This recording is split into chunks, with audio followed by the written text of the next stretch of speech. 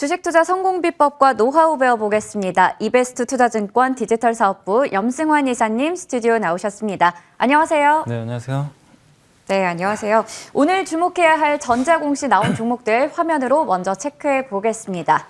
네, YIK, 한라, 자이에스앤디, 삼양패키징 이렇게 4종목이 나왔는데요. YIK는 반도체 검사 장비, 삼성전자와 공급 계약 소식이 있었고 한라 같은 경우에는 신축 공사 소식이 들렸습니다. 자이에스앤디도 지식산업센터 신축 공사 소식이 전해졌고요. 삼양패키징은 아세틱 라인의 6호기 시설 투자 소식이 전해졌는데 하나씩 체크해 보도록 하겠습니다.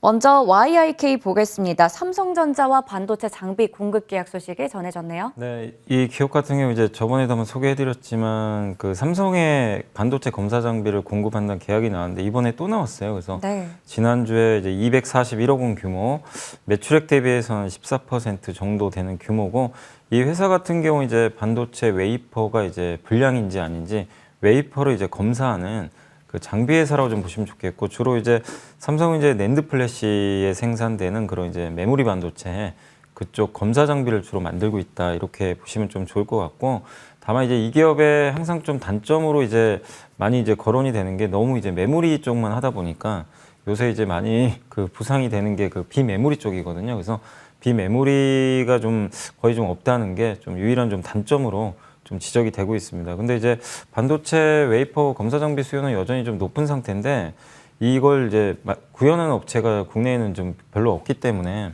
진입 장벽이 좀 높다라고 좀 보시면 좋을 것 같고 또 삼성전자가 지분을 굉장히 또 많이 갖고 있어요. 11.7% 정도 투자를 또 해놨기 때문에 삼성전자랑 이제 협력 관계가 굉장히 돈독하다는 점이 긍정적이고 또 이 계획상으로 보면 삼성전자가 좀 하반기에 투자가 좀 더 많을 것으로 좀 보고 있거든요. 상반기보다는 그런 면에서 좀 앞으로 갈수록 좀 모멘텀을 받을 수 있는 그런 기업인 것 같습니다. 작년 영업이익은 한 546억 정도 나와서 한 2배 정도 증가를 해줬고 현재 PER은 8배 정도 되니까 주가는 굉장히 좀 저평가되어 있는 것 같아요. 그래서 최근에 반도체 장비주들 주가 흐름이 굉장히 좀 견조하더라고요. 네. 전반적으로 해서 YIK도 이런 수주 공시를 바탕으로 해서 긍정적인 주가 흐름이 좀 나오지 않을까라고 기대는 하고 있습니다. 네, 맞습니다. YIK 저희가 저번 시간에도 또 다뤄줬던 그런 종목인데 삼성전자 공급 계약 소식이 또 2번이나 나왔으니까요. 이 부분 참고하셔서 아직 저평가 구간에 놓여 있다는 점 참고하셔서 대응하시면 될 것 같습니다. 다음으로 한라 볼 텐데 이 건설업체인데요. 송도의 복합 업무 시설을 신축으로 공사한다라는 소식이 전해졌습니다. 네, 건설주 네. 흐름 좋죠. 그 두 개 다 좀 섞어서 얘기해 같이 드릴게요. 볼까요? 한라랑 네. 자이에스인데 그러니까 한라하고 자이에스는 약간 좀 다른 점은 있어요. 한라는 이제 그 어떻게 보면 이제 주택 위주로 뭐 아니면 또 토목도 많이 하는 편인데 일단 이번에 1,130억 규모의 그 송도 복합 업무 시설 신축 공사를 좀 따냈는데 매출액 대비해서 7%는 뭐 많다고 할 수는 없지만 그래도 꾸준하게 지금 그 이런 수주 공시가 좀 나오고 있고 근데 한라가 참 주주 환원 정책에서 좀 아쉬운 게 배당이 좀 적어요. 배당이 워낙 적다 보니까 그 부분은 좀 아쉽지만 퍼가 지금 2.5배밖에 안 되거든요. 그러니까 너무 좀 저평가돼 있어요. 그러니까 이게 한라라는 브랜드 자체를 한라 뭐 비발디라고 많이 아마 들어보셨을 거예요. 네. 예. 그러니까 이제 브랜드 가치가 아무래도 대형사에 비해서 좀 떨어지다 보니까 이런 재건축 시장이 또 호황이 온다면 이거 좀 소외받는 거 아닐까 이런 좀 우려도 좀 일부 있는 것 같아요. 근데 너무 이런 중소형사를 우리가 이제 좀 그 폄하해서는 좀 안 되는 게 뭐냐면 일단은 지금 시장 자체가 또 저평가주를 많이 찾는 거고 요새 대형주가 좀 많이 올랐으니까 이렇게 좀 굉장히 눌려있는 저평가 건설주도 당연히 부상될 수밖에 없고 또 LH 그 주택공사가 작년에 그 비리 문제 때문에 직원들 네. 발주를 많이 못했어요. 사실은 이제 공공주택. 근데 공공주택도 어느 정도 올해 발주가 늘어날 겁니다. 작년에 못한 것도 있기 때문에 그럼 보통 이제 이런 공공주택은 대형사에 별로 주질 않습니다. 중소형사에 또 많이 넘겨주기 때문에 그런 면에서 한라도 한번 기대를 해보시고 어쨌든 여기서 뭐 별로 잃을 게 없어요. 너무나 PER이 좀 낮기 때문에 여기서 뭐 적자로 전환되지 않는 이상은 리스크는 굉장히 좀 낮지 않나 이렇게 보여지고 자이에스앤디는 또 반대로 이게 중소형사인데 좀 약간 다른 중소형사에 비해서는 좀 비싸요. PER이 한 9배가 넘어요. 그러니까 격차가 좀 큰데 왜 그러냐면 이 회사 같은 경우는 지금 GS건설과 같이 가는 이제 회사라고 계열사죠? 네, 계열사죠. 네. 그래서 GS건설이 이제 자이 브랜드를 이용해서 대형 이제 재건축을 따낸다면은 이 회사는 이제 좀 중소형 단지에 좀 특화된 뭐 역세권 뭐 청년 임대주택이라든가 뭐 그런 좀 아니면 소규모 재건축 단지들 있잖아요. 그런 쪽에 좀 특화돼 있다라고 좀 보시면 좋겠고, 또 자의 사시는 분들은 아마 이제 뭐 홈 뭐 서비스라고 많이 아마 그 명칭을 좀 보셨을 것 같은데, 거기 보면 뭐 집에 보면 이제 여러 가지 뭐 옛날에 뭐 인터폰 같은 거 있잖아요. 네. 뭐 그런 거를 운영을 해준다거나, 그러니까 아파트 전체적인 입주민들의 삶의 질을 좀 향상시키기 위해서 다양한 서비스들 이제 제공해주는 그런 좀 비즈니스도 좀 하고 있어요. 그래서 굉장히 또 마진도 괜찮기 때문에 그런 면에서 높은 밸류를 좀 받고 있다. 그래서 양사는 조금 이제 다르다고 좀 보시면 좋겠고, 자이에스앤디 같은 경우는 이번에 금액이 꽤 크더라고요. 1,301억 원 정도 되는 그 지식산업센터 또 신축 공사를 따냈기 때문에 굉장히 또 긍정적이고, 그다음 자이에스앤디가 지금 이제 올해 좀 보여줄 게 뭐냐면, 작년에 그 SNI 건설을 지분을 인수했어요. 이게 뭐냐면 그 옛날에 LG건설입니다. LG건설. 근데 LG건설이 일감 몰아주기 규제 때문에 어쩔 수 없이 이 건설사를 지분을 팔아야 되거든요. 그래서 그걸 GS건설과 자이에스앤디가 이제 그러니까 자이에스앤디가 51%, GS건설이 49% 지분을 이제 가져간 거예요. 근데 이 회사가 뭐 하는 회사냐면 주로 LG그룹의 그 뭐 LG전자의 뭐 가전공장, LG 디스플레이 공장, 그러니까 LG 계열사의 공장들을 만들어주는 게 좀 주 업무입니다. 그래서 이게 마진이 또 굉장히 좋기 때문에 이런 쪽에서 LG가 만약에 뭐 LG가 요새 또 배터리 공장도 많이 짓잖아요. 네. 그런 쪽에서 또 특화된 업체 중에 하나니까 수혜를 좀 충분히 받을 수 있는데, 다만 이제 전환 우선주를 좀 발행했기 때문에 주식 수가 좀 늘어나요. 그래서 주식 수가 늘어난 그만큼의 어떤 이제 이익 증가가 좀 나올지, 이거는 올해 좀 내내 계속 여러분들이 분기마다 체크를 좀 해나가시면 좋을 것 같습니다. 어쨌든 올해 네. 좀 기대되는 업종 중에 하나니까 한번 좀 관심은 필요할 것 같습니다. 네, 한라와 자이에스앤디 좀 묶어서 살펴봤습니다. 수주공시 나온 종목들 두 종목 제시해드렸으니까요. 꼼꼼하게 체크해보시면 좋을 것 같습니다.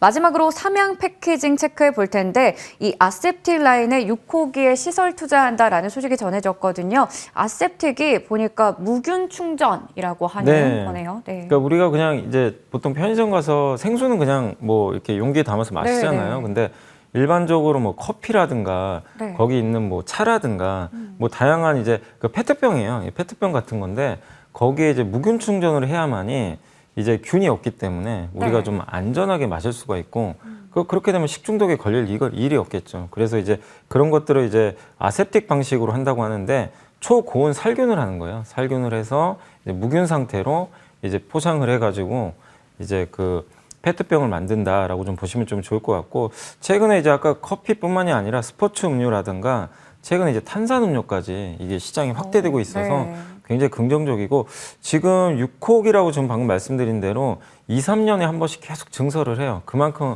어셉틱 라인 그 수요가, 어셉틱 이쪽 수요가 굉장히 많다라고 좀 보시면 좋겠고, 21년 6월에 5호기가 가동이 됐는데 지금 가동된 지 얼마 안 됐는데 벌써 6호기 또 설비 투자 공시가 나왔어요. 그만큼 수요가 우리가 예상한 것보다 굉장히 좋다, 이렇게 보시면 좋겠습니다. 다만 이제 한 가지 좀 단점이, 이것도 역시 그 석유화학을 원재료로 하잖아요. 펫이라고 하는데 이게 좀 원재료 비용이 또 올라갈 수밖에 없잖아요. 지금 이제 원자재 가격이 오르면서 그 비용을 얼마나 좀 상쇄할 수 있을지, 이 부분을 좀 계속 잘 체크를 해야 되겠습니다. 올해 예상 실적 대비해서 퍼는 8배 정도로 저평가돼 있으니까 한번 관심을 가져보셔도 좋을 것 같습니다. 네, 삼양 패키징 끝으로 종목 공시 나온 종목들 확인해 봤습니다. 그렇다면 이번에는 내부자들에게 무슨 일이 통해서 장내 매수 이슈가 나왔던 종목 체크해 볼 텐데요. 삼성카드 보겠습니다. 삼성카드 김 부사장과 황상무 이렇게 각각 3,500주, 1,500주씩 장내 매수가 들어왔는데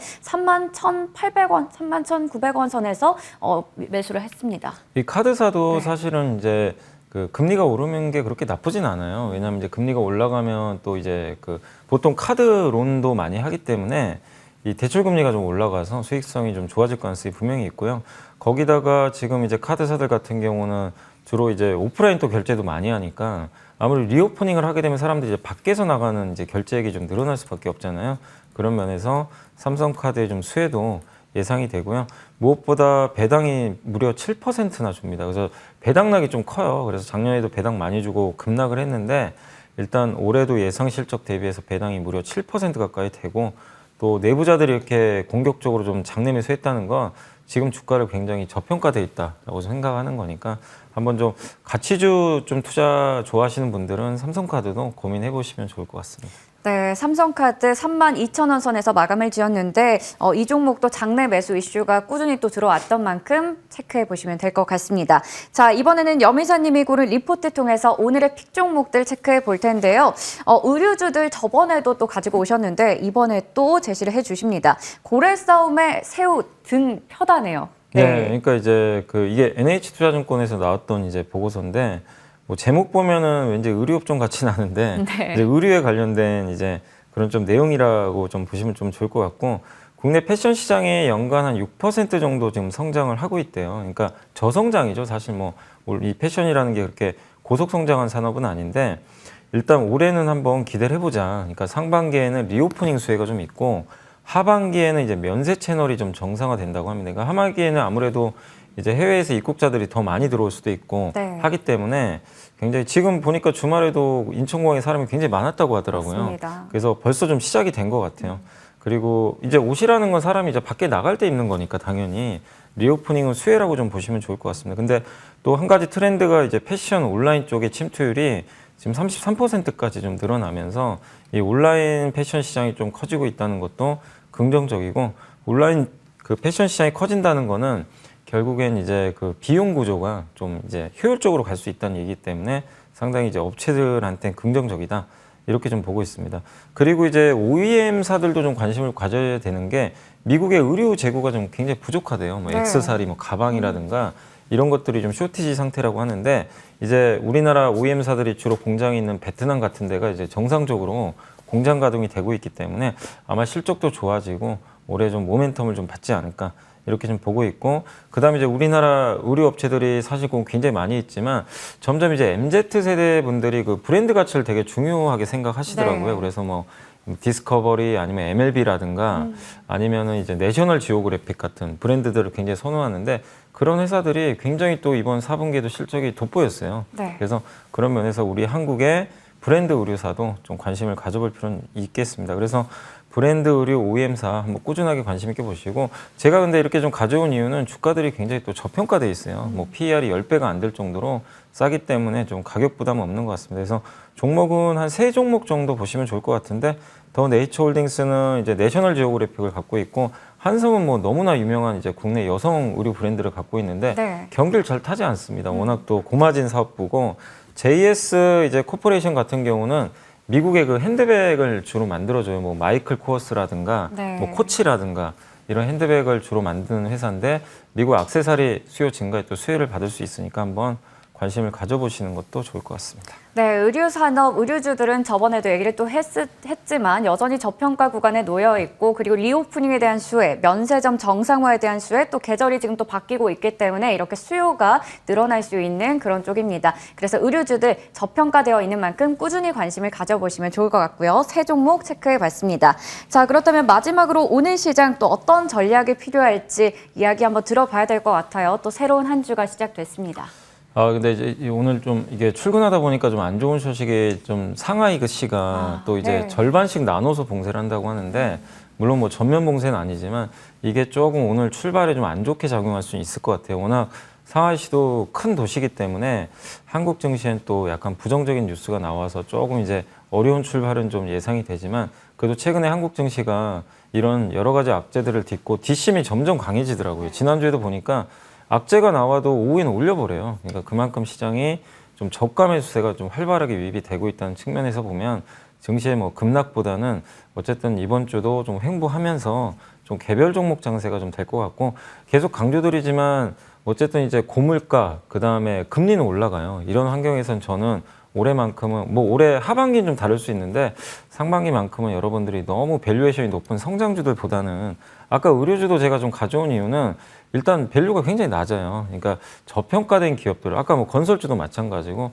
되도록이면 숫자 좋고 좀 싸게 거래되는 가치 대비 싼 그런 기업들에 좀 집중을 하시면 좀 좋을 것 같습니다. 네, 네, 아무래도 수급 부진이 이어지고 있지만 국내 증시 뒷심이 강한 만큼 탄탄하게 지금 지수를 받쳐주고 있는데요. 그런 가운데서 개별 종목 장세가 이어질 수 있는 만큼 저평가된 종목들 집중해보자라고 얘기를 해주셨습니다. 지금까지 이베스트 투자증권 디지털 사업부 염승환 이사님과 함께했습니다. 오늘 말씀 고맙습니다. 네, 감사합니다.